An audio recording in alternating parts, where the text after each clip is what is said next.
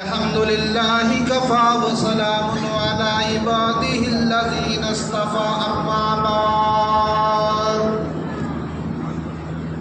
بعد فأعوذ بالله من الشيطان الرجيم بسم الله الرحمن الرحيم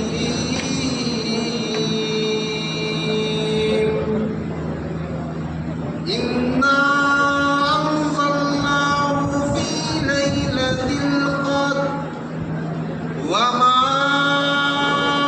أدراك ما ليلة القدر ليلة القدر خير من ألف شهر تنزل الملائكة والروح فيها بإذن ربهم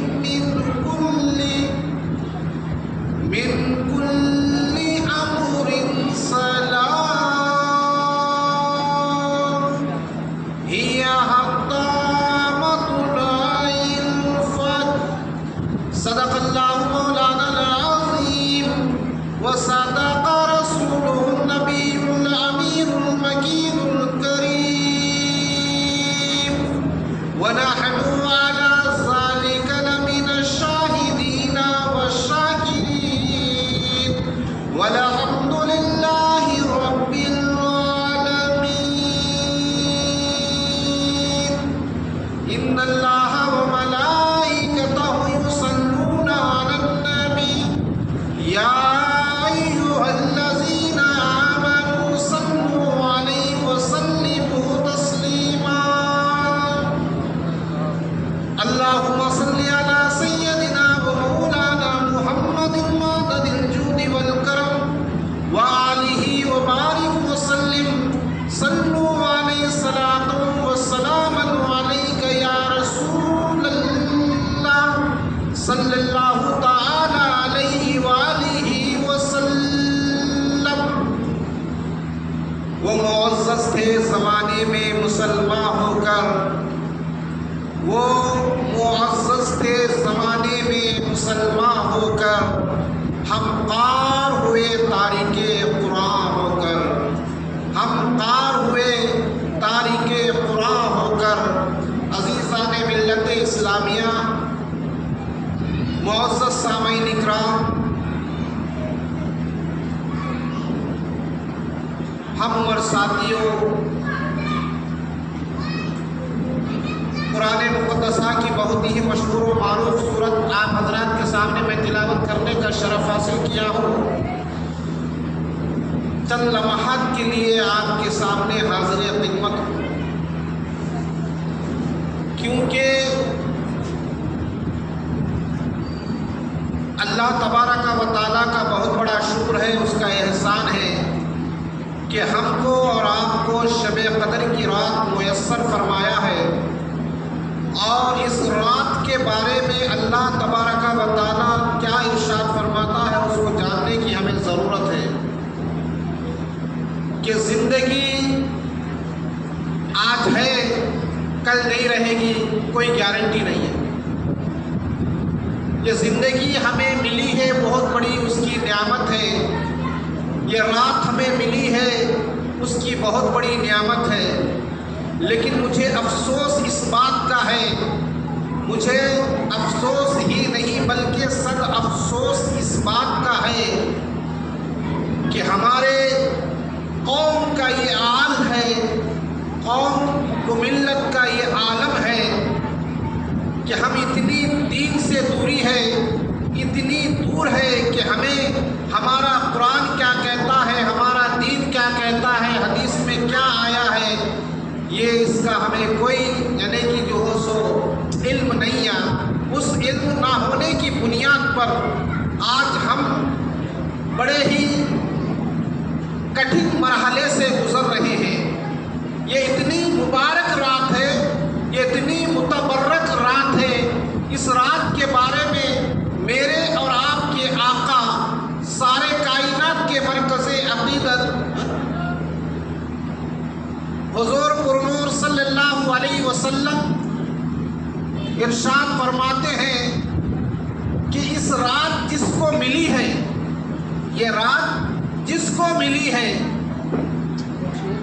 اور اس رات جس کو ملی ہے وہ بڑا ہی عظمت والا ہے، بڑا ہی خوش نصیب ہے، اور اس رات ملنے کے باوجود اس رات کو فضول میں گزار دیا، یعنی کہ فضولیت میں گزار دیا، اس سے بڑا بدبخت انسان دنیا میں کوئی اور نہیں ہے۔ یعنی کہ اس رات ملنے کے بعد، یہ رات میسر آنے کے بعد، پھر اس رات میں نہ اللہ کی عبادت کیا اس نے، نہ اللہ کی بارگاہ میں توبہ کیا اس نے، نہ اللہ کی بارگاہ میں استغفار کیا اس نے، بالکل اس رات کو فضولیت میں گزار دیا، بس اس رات کو اپنے بستر پر گزار دیا۔ میرے آقا صلی اللہ علیہ وسلم ارشاد فرماتے ہیں اس سے بڑا بدبخت دنیا میں کوئی انسان نہیں ہے، لیکن میرے آقا یہ بھی ارشاد فرماتے ہیں جس کو یہ رات میسر آئی ہے، جس کو یہ رات مل گئی ہے، اگر ایک لمحہ کے لیے بھی، ایک مہینے کی سیکنڈ کے لیے بھی اگر اس رات میں اگر بیٹھ کر اللہ کی بارگاہ میں ایک مرتبہ بھی اگر استغفار پڑھتا ہے، ایمان کے ساتھ، یقین کے ساتھ، اخلاص کے ساتھ، اللہ تبارک و تعالی اس کے پچھلے گناہ بھی معاف فرما دیتا ہے اور اس کے اگلے گناہ بھی معاف فرما دیتا ہے، اور آنے والے زندگی میں جو گناہ کرنے والا ہے وہ بھی گناہ اس کے معاف فرما دیتا ہے۔ میرے دوستوں اور عزیزوں، ہم عمر ساتھیوں، یہ وہ رات ہے، یہ وہ مبارک رات ہے جس رات کے لیے صحابہ اکرام اپنی زندگیوں کو داؤ پہ لگا دیا کرتے۔ اس رات کے لیے صحابہ اکرام نے اپنے گھروں کو چھوڑ دیا کرتے تھے۔ اللہ کے رسول صلی اللہ علیہ وآلہ وسلم ایک مرتبہ صحابہ اکرام کے جھرمٹ میں بیٹھے ہوئے ہیں اور حضور صلی اللہ علیہ وسلم پچھلے امتیوں کا ذکر فرما رہے ہیں، یعنی کہ یہ سورہ قدر جو نازل ہوئی اس کی شان نزول آپ کے سامنے میں بیان کر رہا ہوں۔ یہ سورت کیوں نازل ہوئی، اس کی وجہ کیا ہے، اس کے ڈیٹیلز کیا ہے، وہ آپ کے سامنے رکھنا چاہتا ہوں۔ انا انزلناہ فی لیلۃ القدر، یہ سورت کیوں نازل ہوئی، اس کی وجہ کیا ہے، وہ آپ کے سامنے میں رکھنا چاہتا ہوں۔ مختصر اختصار کے ساتھ میں اپنی بات کو ختم کر دیتا ہوں۔ لہذا اللہ کے رسول صلی اللہ علیہ وآلہ وسلم صحابہ اکرام کے جھرمٹ میں بیٹھے ہوئے ہیں، جمع غفیر صحابہ کا ہے، تو اس وقت صحابہ اکرام کی بارگاہ میں اللہ کے رسول صلی اللہ علیہ وآلہ وسلم پچھلے امتیوں کا ذکر فرما رہے تھے، یعنی کہ اس وقت اللہ کے رسول صلی اللہ علیہ وسلم پچھلے امتیوں کا ذکر فرماتے ہوئے حضرت موسیٰ علیہ السلام یا داؤد علیہ السلام ان کے بنی اسرائیل کا ذکر فرما رہے تھے۔ بنی اسرائیل میں ایک ایسا اللہ کا بندہ تھا جس کا نام شمعون تھا۔ شمعون رحمت اللہ علیہ، اس میں علماء کا اختلاف ہے، کسی نے کہا یہ نبی ہے اور کسی نے کہا یہ ولی ہے، لیکن امت کا اجماع اسی پر ہے کہ شمعون رحمت اللہ علیہ نہ نبی ہے، ایک ولی ہے۔ تو اس ولی کا ذکر صحابہ اکرام کی بارگاہ میں اللہ کے رسول صلی اللہ علیہ وسلم ذکر فرما رہے تھے۔ تو شمعون رحمت اللہ علیہ 1000 سال یعنی کہ دن میں جہاد کرتے تھے اور دن میں روزہ رکھتے تھے اور رات میں جو سو قیام کرتے تھے، اور اللہ نے انہیں ایسی قوت عطا فرمایا، ایسی قوت عطا فرمایا، اگر انہیں کوئی جو لوہے کی زنجیروں سے اگر جکڑ دیتا تو کانچ کی چڑیوں کی طرح توڑ دیتے تھے، ایسی طاقت دی اللہ نے۔ تو جب ایسی طاقت جب ان کو ملی ہے، ملنے کے بعد یعنی کہ دشمنان اسلام سے دن میں جہاد کرتے تھے اور روزے کی حالت میں رہتے تھے اور رات میں اللہ کی بارگاہ میں سرپا سجود ہوتے تھے، ایسے اللہ کے ولی حضرت شمعون رحمت اللہ علیہ جب ان کا ذکر صحابہ اکرام کی بارگاہ میں کیا جا رہا تھا، جب ان کا تذکرہ صحابہ اکرام کی بارگاہ میں کیا جا رہا تھا، تو اس وقت صحابہ اکرام نے سنا اور سن کر جو ہے سو دل میں آپ کے ملال پیدا ہوا۔ حضرت شمعون رحمت اللہ علیہ یعنی کہ 1000 سال اللہ کی راہ میں جہاد کرتے ہوئے، دن میں روزہ رکھا سے سربا سجود ہوتے تھے، لیکن ان کی عمریں تو 100 ہزار سال کی تھی، کسی کی 500 سال کی تھی، کسی کی 200 سال کی تھی۔ ایسے ایسے عمر دراز لوگ ہوا کرتے تھے پچھلے زمانے میں، لیکن ہمارے نبی کی امت کی عمریں یعنی کہ کم ہے، یعنی کہ 63 سال، کسی کی 55 سال، زیادہ سے زیادہ جو ہو 100 سال، لیکن اس سے زیادہ عمر نہیں ہوتی۔ لیکن صحابہ کرام کے دل میں درد پیدا ہوا، صحابہ کرام کے دل میں یہ یعنی کہ تڑپ پیدا ہوئی، یا رسول اللہ صلی اللہ علیہ وآلہ وسلم، یہ لوگ تو بڑے ہم سے بھی زیادہ نیکیوں میں آگے بڑھ جائیں گے، ان کی عمریں اتنی ہیں، ان کی عبادتیں بھی زیادہ ہوگی، لیکن ہماری عمریں تو یعنی کہ طویل نہیں ہے، ہماری عمریں تو قلیل ہے۔ یا رسول اللہ، ہماری عبادت ان کے مقابل نہیں ہو سکتی، قیامت کے دن اللہ کی بارگاہ میں ان کی عبادت کے سامنے ہماری عبادتیں شرمندہ ہو جائے گی۔ بس اتنا کہنا تھا میرے آقا صلی اللہ علیہ وسلم کی بارگاہ میں۔ صحابہ اکرام نے اپنا معروضہ پیش کیا، پیش کرنے کے بعد اللہ کے رسول صلی اللہ علیہ وآلہ وسلم صحابہ اکرام کے درد کو دیکھا، ان کی تڑپ کو دیکھا، ان کے احساس کمتری کو دیکھا، تو اللہ کے رسول صلی اللہ علیہ وسلم بھی رو پڑے۔ اللہ کے رسول صلی اللہ علیہ وآلہ وسلم بھی رو پڑے، صحابہ اکرام بھی رو پڑے۔ جب اللہ کے رسول صلی اللہ علیہ وسلم کے صحابہ کو دیکھو، عبادت سے کیسی محبت تھی، عبادت سے کتنی محبت تھی۔ آپ یہاں پر بیٹھے ہوئے ہیں، آپ کو پتا نہیں آپ کے لیے اللہ نے کیا کیا انعام مقرر کیا ہے، اللہ نے کیا کیا تحفے تمہیں عطا کیا ہے۔ آج کی رات اللہ تبارک و تعالی مسجد میں بیٹھ کر اللہ کی عبادت کرنے والوں کے لیے اللہ تبارک و تعالی زمین کو تنگ کر دیتا ہے، پوری زمین پر اللہ تبارک و تعالی فرشتوں کو بچھا دیتا ہے، اور وہ فرشتے مسجد میں بیٹھ کر عبادت کرنے والوں کے لیے دعائیں مغفرت کرتے ہیں، دعائیں مغفرت کرتے ہیں۔ زمین کا کوئی حصہ ایسا نہیں ہے جہاں فرشتہ نہیں ہے، اتنی زمین تنگ ہو جاتی ہے جہاں پر قدم رکھنے کے لیے ہمیں جگہ نہیں ملتی۔ اللہ تبارک و تعالی آج کی رات یعنی کہ آسمان سے زمین پر فرشتوں کو بھیجا ہے، اور بھیج کر اللہ تبارک و تعالی حکم دیا ہے، جاؤ جہاں کہیں بھی میرے بندے میرا ذکر کر رہے ہیں، میری عبادت کر رہے ہیں، کوئی قیام میں ہے، کوئی قعود میں ہے، کوئی سجدے میں ہے، کوئی ذکر میں ہے، کوئی استغفار میں ہے، کوئی دعا کر رہا ہے، اے فرشتوں سنو، اگر میرا بندہ میری بارگاہ میں اگر دعائیں مغفرت کر رہا ہے، اس کی دعا جب نکلتی ہے زبان سے، جب دعا نکلتی ہے تو اس کی دعا کو سن کر تم بھی آمین کہنا، تم آمین کہو کہ میں تمہاری دعا کو قبول کروں۔ لیکن افسوس کی بات ہے، ہمیں مسجد میں بیٹھنے نہیں آتا، ہمیں مسجد میں شیطان بیٹھنے نہیں دیتا۔ شیطان تو قید ہوا ہے نا، آج کون سا شیطان ہمیں بہکا کر باہر لے جا رہا؟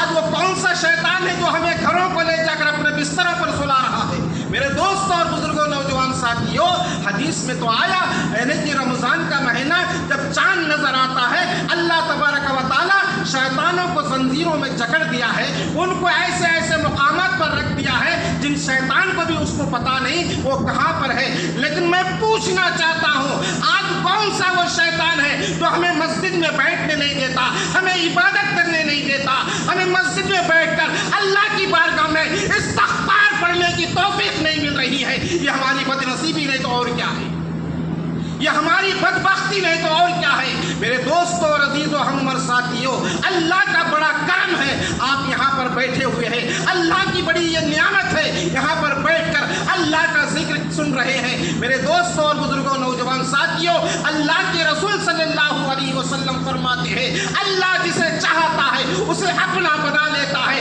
اللہ جسے چاہتا ہے وہ اپنی بارگاہ میں بلا لیتا ہے۔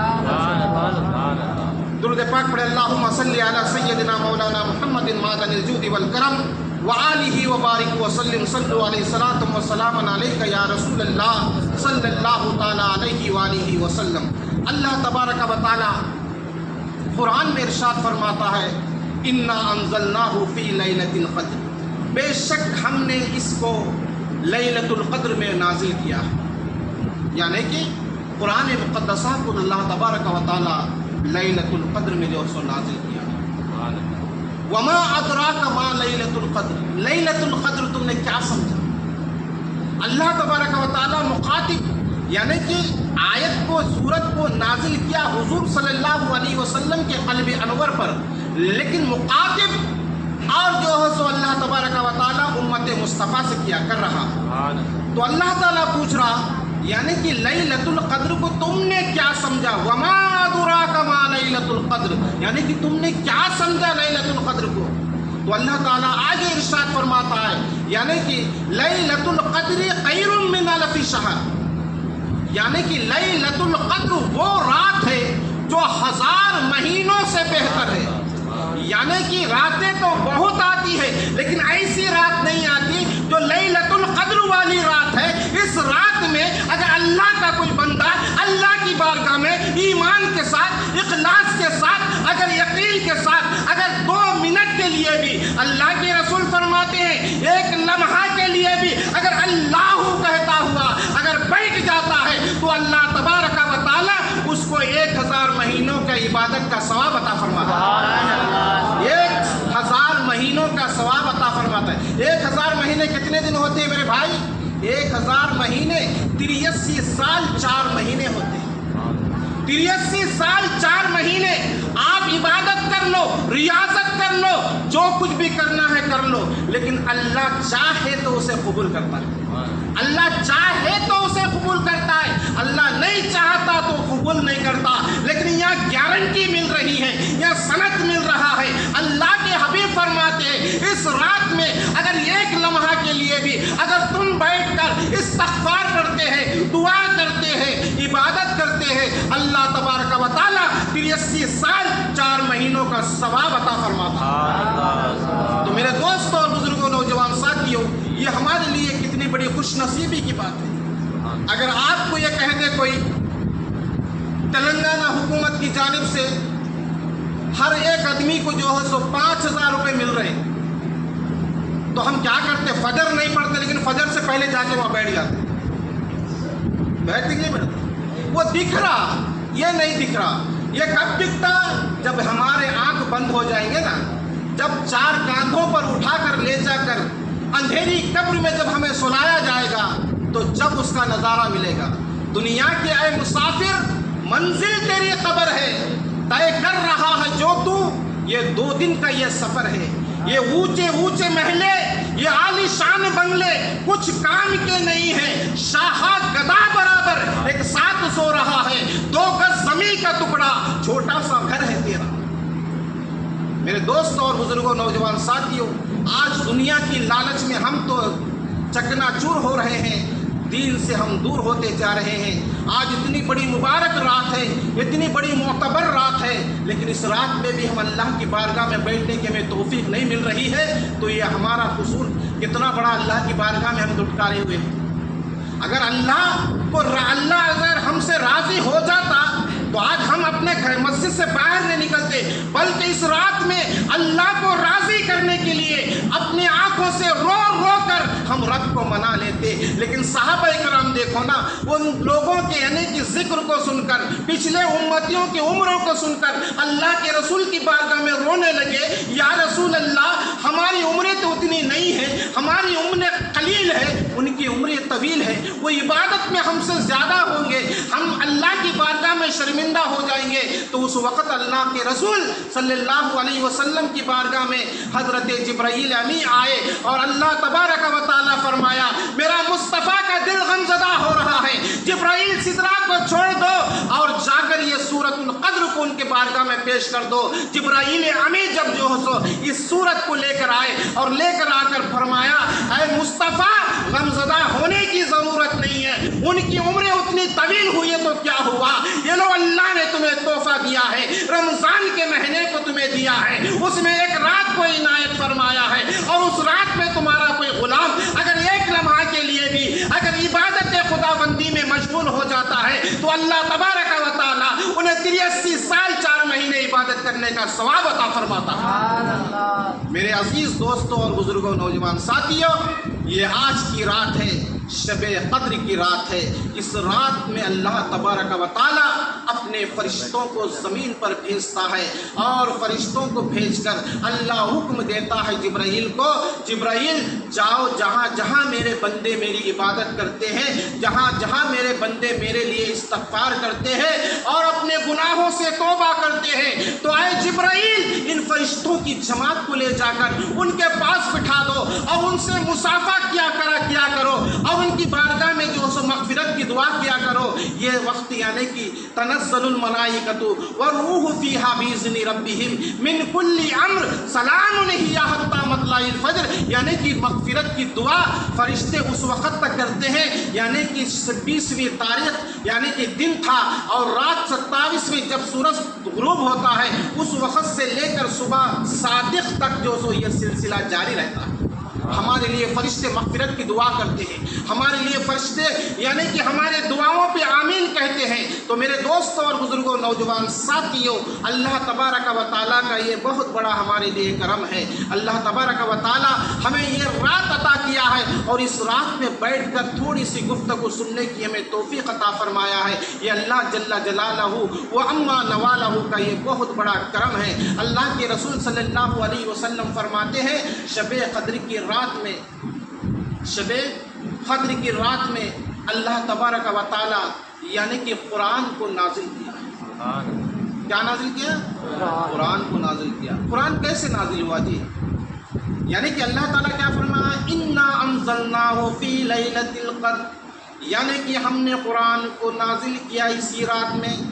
تو قرآن کو جو سو لوح محفوظ سے جو سو آسمان دنیا پر، جو آسمان ہمیں نظر آ رہا نا، اس آسمان پر جو سو پورے مکمل قرآن کو جو سو آسمان اول پر نازل کیا، پھر وہاں سے جو سو بتدریج یعنی کہ 23 سال کے عرصے تک جو سو جب جتنا ضرورت پڑا، جتنی ضرورت پڑی، قرآن کو اللہ تعالیٰ بطور وحی جبرائیل امی کے ذریعے جو سو حضور صلی اللہ علیہ وسلم کے قلب انور پر نازل کیا۔ 23 سال عرصے تک 30 پارے 6666 آیتوں کو اللہ تبارک و تعالیٰ نے 23 سال کے عرصے میں جو سو مکمل کیا ہے۔ لیکن اللہ تبارک و تعالیٰ کی شان دیکھو، 23 سال یہ قرآن کو نازل کیا اور یہ قرآن وہ قرآن مقدس ہے جس کو اللہ تبارک و تعالیٰ ارشاد فرماتا ہے کہ یہ قرآن کو ہم نے نازل کیا ہے۔ دنیا مٹ جائے گی تو مٹ جائے گی، یعنی کہ اللہ تعالیٰ نے بہت سے کتابوں کو بھی نازل کیا، جیسے کہ تورات کو نازل کیا، زبور کو نازل کیا، انجیل کو نازل کیا، صحیفوں کو نازل کیا، یعنی کہ اتنے کتابوں کو نازل کیا۔ لیکن اللہ نے یہ نہیں فرمایا کہ زبور کی حفاظت میں کروں گا، تورات کی حفاظت میں کروں گا، انجیل کی حفاظت میں کروں گا، صحیفوں کی حفاظت میں کروں گا۔ نہیں، اللہ نے فقط اتنا کہا قرآن کو ہم نے نازل کیا اور اس کی حفاظت بھی ہم بھی کریں گے۔ قرآن کو ہم نے نازل کیا اور حفاظت اس کی ہم کریں گے، یعنی کہ کسی کتاب کی حفاظت کی ذمہ داری اللہ تبارک و تعالیٰ نے نہیں لیا۔ بہت سے کتابیں ہیں لیکن کسی کتاب کا حافظ نہیں ملے گا دنیا کے اندر، اگر ملے گا تو وہ قرآن کا حافظ ملے گا۔ اور قرآن کے حافظ کا مقام کیا ہے؟ قرآن کے حافظ کا مقام یہ ہے، جن ماں باپ اپنے بچوں کو حافظ قرآن بناتے ہیں، جو اپنے بچوں کو حافظ قرآن بناتے ہیں، تو اللہ تبارک و تعالیٰ ان ماں باپ کو وہ شان عطا فرماتا ہے، وہ ماں باپ کو وہ عزت عطا فرماتا ہے۔ قیامت کے روز اللہ تبارک و تعالیٰ کے حکم کے مطابق فرشتے ان کے ماں باپ کو جو ہے سو نور کے ممبروں پر بٹھائے گا اور سورج سے زیادہ چمکنے والے تاجوں کو ان کے سروں پر سجائے گا، یعنی کہ وہ تاج کو جو ہے سو ان کے سروں پہ سجائے گا، تو ساری امتیں دیکھیں گی اور سارے انبیاء اکرام وہاں پر موجود ہوں گے۔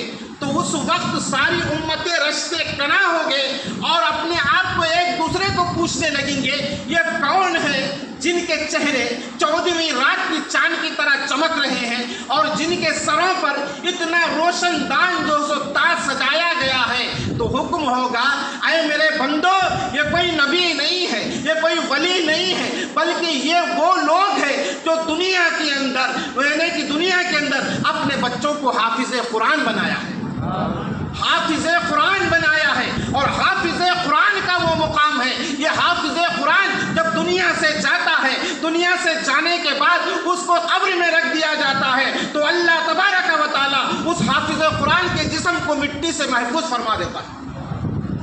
حافظ قرآن کے جسم کو مٹی بھی نہیں کھائے گی مرنے کے بعد. اور حافظ قرآن کا وہ مقام ہے کہ اللہ تبارک و تعالیٰ اس حافظ قرآن کو حکم دے گا قیامت کے روز، اے میرے بندے، میری کتاب کی حفظ کرنے والے سن، آج میں تجھے حکم دیتا ہوں، تو اپنے افراد خاندان میں سے 7 لوگوں کو جو سو جنت میں لے جا. 7 لوگوں کو ایک حافظ قرآن جنت میں لے جاتا ہے.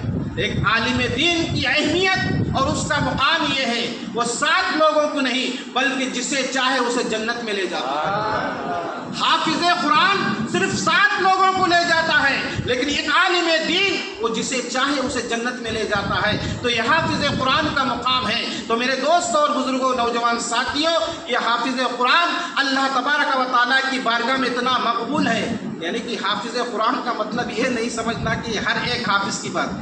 حافظ قرآن وہی ہے جو حلال کو حلال جانا، حرام کو حرام جانا. یعنی کہ آج کل کے تو حالات کچھ اور ہیں، لیکن وہ حافظ کی بات ہو رہی ہے، وہ حافظ کا ذکر ہو رہا ہے جو حفظ کرنے کے بعد، قرآن مقدسہ کو یاد کرنے کے بعد، قرآن نے جس کو حرام کیا ہے اس کو چھوڑ دیا اور قرآن نے جس کو حلال کیا ہے اس کو اپنا لیا. ان حافظ قرآن کی یہ تذکرہ ہو رہا ہے، ان حافظ قرآن کی یہ بات ہو رہی ہے. تو میرے دوستوں اور بزرگوں، نوجوان ساتھیوں، لیکن جب شمعون رحمۃ اللہ علیہ کہ جب یعنی کہ ان کی عبادت، ان کی ریاضت کو دیکھ کر صحابہ اکرام متغیر ہوئے، پریشان ہوئے، اور ہونے کے بعد اللہ کے رسول صلی اللہ علیہ وسلم جب غم زدہ ہوئے تو اللہ تبارک و تعالیٰ نے یعنی کہ قرآن کی یہ صورت یعنی کہ سورہ قدر کو نازل کیا اور شب قدر جیسی عظمت والی رات کو ہمیں عطا کیا. تو وہ رات صحابہ اکرام کی تڑپ کی وجہ سے ہمیں ملی ہے. صحابہ اکرام کی یعنی کہ جرت و جسارت کی وجہ سے یہ رات ہمیں ملی ہے. صحابہ اکرام کی تڑپ کی وجہ سے ہمیں یہ رات ملی ہے. تو میرے دوستوں اور عزیزوں، ہم اور ساتھیوں، تو پھر اس رات کو ہم کیسے گزاریں؟ ہنسی مذاق میں گزارے، کھیل کود میں گزارے، ٹائم پاس میں گزارے، فیس بک یا واٹس ایپ چیٹنگ میں گزارے؟ نہیں میرے دوستوں، یہ رات ہمیں ملی ہے، یہ ہماری بڑی خوش نصیبی ہے. یہ رات ہمیں ملی ہے، یہ ہمارے لیے بہت عظمت والی رات ہے. اس رات کو اگر گزارنا ہے تو اللہ کی عبادت میں گزارا کرو. اس رات کو اگر گزارنا ہے اللہ کی بارگاہ میں استغفار میں گزارا کرو، کیونکہ اس رات میں اگر کوئی جوان اللہ کی بارگاہ میں توبہ کرتا ہے تو اللہ کے رسول فرماتے ہیں جوان اگر اس رات میں توبہ کرتا ہے تو اللہ تبارک و تعالی مشرق سے لے کر مغرب تک جتنے قبرستان ہیں ہر قبرستان سے 40 روز تک عذاب کو اٹھا لیتا ہے. ایک نوجوان جو اپنے نفس پر جو سو پابندی لگاتا ہے اور اللہ کی بارگاہ میں توبہ کرتا ہے، اے بار الہی میں نے آج تک جو گناہ کیا ہے آج تیری بارگاہ میں صدق دل سے توبہ کرتا ہوں، اتنا کہنا تھا. بس اللہ تبارک و تعالیٰ اس کو وہ انعام عطا فرماتا ہے، وہ شرف عطا فرماتا ہے، وہ عزت عطا فرماتا ہے، وہ بلند و بالا مقام عطا فرماتا ہے. مشرق سے لے کر مغرب تک جتنے قبرستان ہیں، ان قبرستان میں جتنے مسلمان مردے دفن ہیں، ان تمام کے اوپر سے 40 روز تک جو سو عذاب کو اٹھا لیتا ہے. یہ مقام ہے میرے دوستوں اور عزیزوں، ہم اور ساتھیوں. لیکن پھر بھی ہمیں بیٹھنے کی توفیق نہیں مل رہی ہے. تو یہ ہماری بد نصیبی کی بات ہے، یہ ہماری بدقسمتی کی بات ہے. اور اللہ کے رسول صلی اللہ علیہ وسلم، میں نے جمعہ میں بھی جس حدیث کو سنایا تھا، اللہ کے رسول صلی اللہ علیہ وسلم فرماتے صحابہ کی انجمن میں کہ صحابہ میں تمہیں بتاؤں دنیا میں جنتی کون ہے، جہنمی کون ہے؟ میرے آقا کا شان دیکھو بھائی. آقا فرماتے دنیا میں تمہیں جنتی بشر کو بتانا چاہتا ہوں. کوئی معمولی بات نہیں ہے. یہاں اتنے بیٹھے ہوئے ہیں، اس میں جنتی کون ہے، جہنمی کون ہے، ہمیں کیا پتا، ہمیں کیا پتا، اس کا ہمیں کیا علم ہے. لیکن آقا دو جہاں صلی اللہ علیہ وسلم فرماتے صحابہ میں تمہیں جنتی اور جہنمی کا میں ڈیفینیشن بتا دوں. تو صحابہ اکرام نے پوچھا یا رسول اللہ یہ تو بہت بڑی بات ہے، جنتی اور جہنمی. تو صحابہ اکرام جو سو علم کے اتنے لالچور تھے، علم کے اتنے حریص تھے، وہ اللہ کے رسول اگر کچھ کہہ دیتے تو میں نے کہا بارہا सांस बाद में लेते, अल्लाह के रसूल के हुक्म को पहले मान लेते। सांस बाद में लेते, लेकिन मेरे आका के हुक्म को पहले मान लेते। तो उस वक़्त अल्लाह के रसूल सल्लल्लाहु अलैहि वसल्लम फरमाते हैं, देखो जन्नती होने की अलामत ये है कि वो शख्स को जब भी तुम मस्जिद में आने वाला और जाने वाला देखो, जो बार बार मस्जिद में आता है और बार बार मस्जिद से बाहर जाता है, मतलब ये है कि पांचों वक्त जो सो नमाज के लिए मस्जिद में आता है, तो उसके लिए गारंटी दे रहे हैं मेरे आका ने, ये जन्नती है, जन्नती है। और जो मस्जिद में अव्वल वक्त में आता है और जो आखिर में जो सो मस्जिद से बाहर जाता है, तो अल्लाह के रसूल सल्लल्लाहु अलैहि वसल्लम फरमाते हैं जन्नती होने की अलामत।